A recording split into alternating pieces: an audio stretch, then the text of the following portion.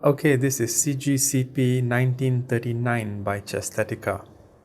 White is basically a hidden material by a knight and 2 pawns, a rook's worth basically, and it's clear that he can win this game.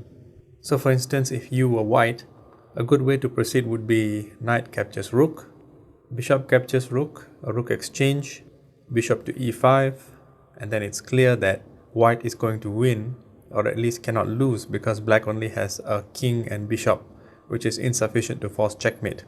But is there a better way? It turns out there is. Let me show you. So as you can see, the solution is a mate in 5.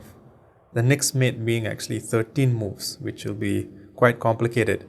So it's simply knight to c7 check. The king has no squares except to a7. And then here, bishop to d4 check. Again, no other moves except rook to b6 to intervene. And now, a captures b6. The king is forced to b8. Knight to a6 check. If king to c8, rook to h8 is mate. But what if king to a8? Well then, b7 delivers mate.